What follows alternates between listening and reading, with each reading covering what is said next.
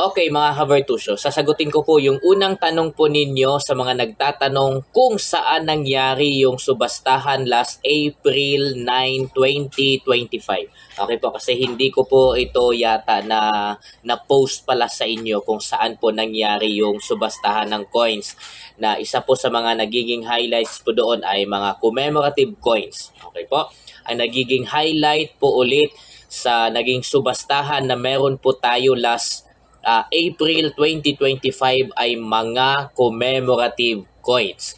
Okay po, again po mga Havertusyo, pag sinabi nating subastahan ng coins, may particular po dito na asking price kaagad. Okay po, may particular price na asking price or simula ng mga prices sa auction pagdating sa coins, which is 30,000.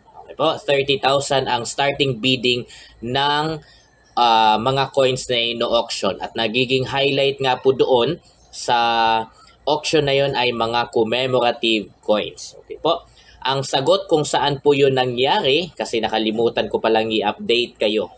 Tapos yung mga kagrupo namin ay pumunta po doon. Kaya nga po ako nag-post sa aking FB page at nagpapasalamat dahil ang venue din po, ang organizer ay nagpapasalamat sobra sa mga pumunta po doon at nakipag-cooperate sa kanila ng masinsinan. At syempre nagpapasalamat po na walang gulo kasi sometimes kasi nagkakaroon ng gulo sa auction. Kaya nagpapasalamat yung mga organizers sa last na auction noong April 9 na wala pong gulo na nangyayari. At nangyari po ito sa San Carlos. Po, sa San Carlos Gymnasium. Doon po nangyari yung subastahan ng coins. I guess nag-open yata ito ng 10:30 ng gabi tapos natapos sila no ng 2:30 ng umaga. Okay po. At again, ang nagiging highlights po doon ay commemorative coins. Again po, sa San Carlos po ito. Sa San Carlos City, Philippines. Okay po. Tapos, sa mga nagtatanong kung saan po ulit ang next na subastahan, hindi ko pa po masasabi sa inyo. Kasi ang next na celebration na meron po tayo, which is a government holiday po ito, will be the May 1. Okay po. So, pero wala pa pong sinabi kung magkakaroon ba ng subastahan at kung ano ang mga coins na magiging highlight po nito. Okay po. Pero, may mga chismis. Siyempre, kapag may chismis mga Havertusyo, may pinagmulan. Okay po. Hindi pa lang natin ma-confirm, kaya hindi ko rin masabi sa inyo kung kailan po ang sigurado na magkakaroon ng auction ng mga coins at kung anong mga coins ang kailangan ninyong ihanda at dalhin. Okay po. So, ang bulong-bulungan kasi ito ay government holiday will be the May 1 which is Labor Day. Usually kasi mga Havertusyo kapag meron pong mga government holiday lalo na at ang holiday na ito ay kumakatawan sa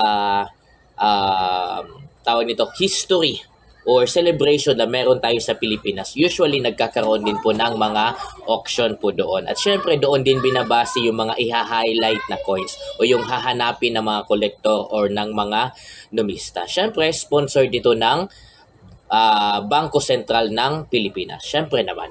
Okay po. So, chismis lamang, May 1, 2025, wala pang location kung saan po ito. Sa mga nagtatanong pala, ito another tanong po ito na sasagutin ko. Merong mga nagtatanong kung magkano yung parang registration fee. Okay po, kapag merong registration fee. Usually po it's 750. Okay? Sa auction, kapag meron kang dalang mga coins, kunwari ikaw ay collector, isang numista, may dala kang sariling coins, ang registration fee it's 750. Okay po, 750 kapag may dala kang mga coins. Kasi syempre, ang magiging pakay po nito ay either magbebenta kayo or bibili kayo ng mga coins. Okay?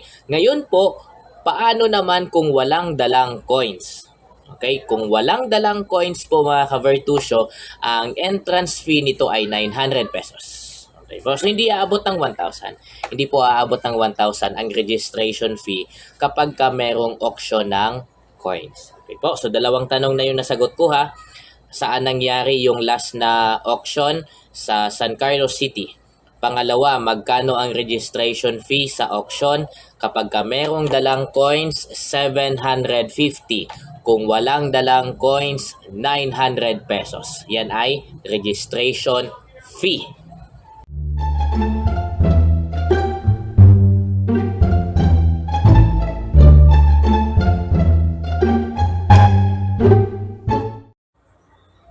Mga ka-Vertusio, linawin ko lang. Kapag kayo ay nag-aalok ng coins po na gusto nyo pong ibenta, pwede po ba ganito na siya? Malinis na. Okay po, maayos ang quality. Walang impurities.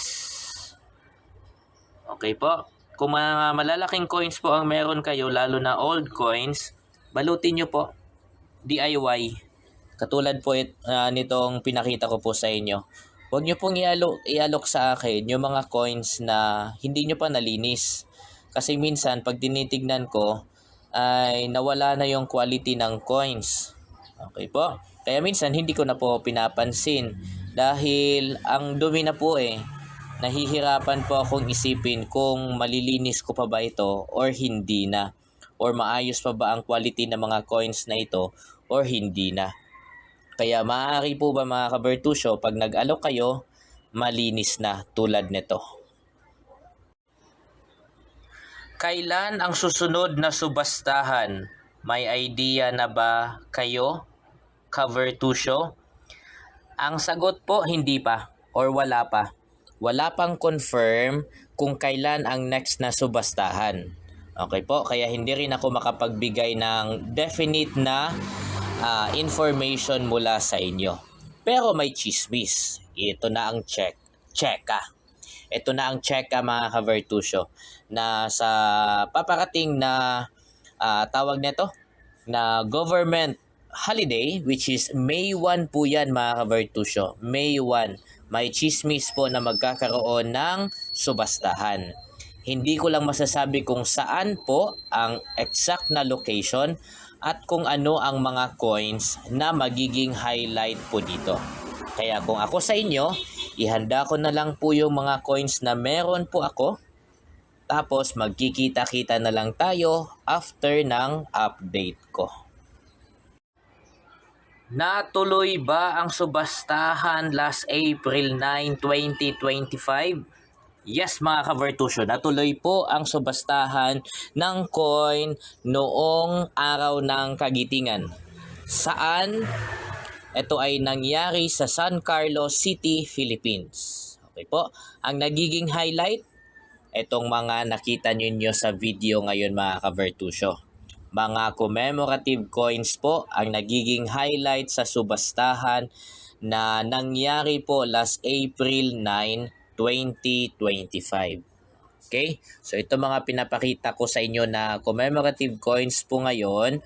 Ito po yung mga nagiging highlights or mga nagiging mabenta, hinahanap, binibili sa auction noong araw ng Kagitingan, April 9, 2025. Saan po ulit?